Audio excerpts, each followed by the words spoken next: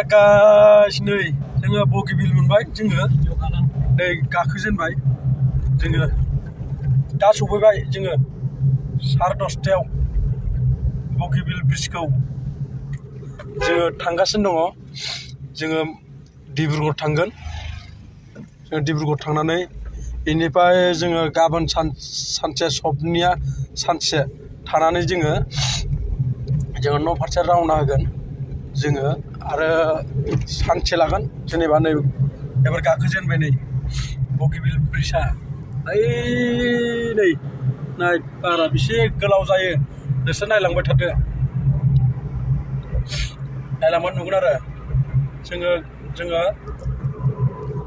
जों नैबे फिसाजो ओमफ्राय नैबे डाक्टार लोगो ओमफ्राय जों माने बे गारिखौ सालायगासिनो आरो ओमफ्राय आं नै माने नोंसोरनो ब्रिजखौ खिथालांनो थाखाय आङो भिडिअखौ खालामनाय जाबाय आरो सोरबा मोजां मोनदोंब्ला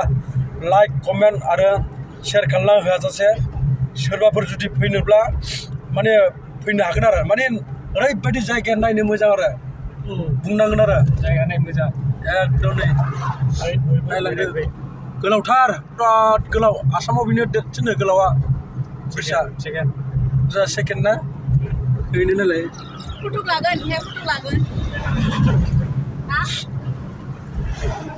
बगिबिल ब्रिज बियो फट' ओंखारनो नागिरो खोमा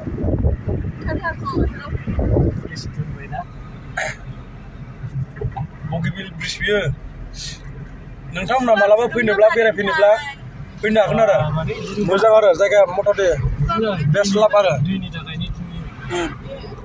ओरैनो नायदो बिराद गुवारखा गोलावखा दैयानो गुवारखा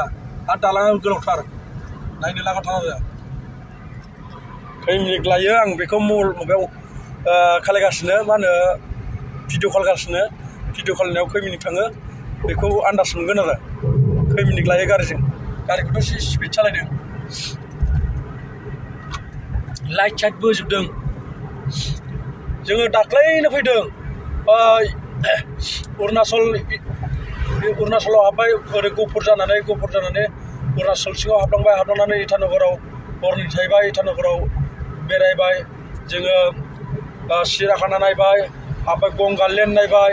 ओमफ्राय फुम्फु मन्दिर नायबाय फुम्फु मन्दिर माने बुद्ध धर्मनि मन्दिर बुद्धदेब मन्दिर बेखौ नायबाय ओमफ्राय ओरै मोनसेया मा जायगामोनथाय बेखौ नायबाय जोङो हरनै थानांगौ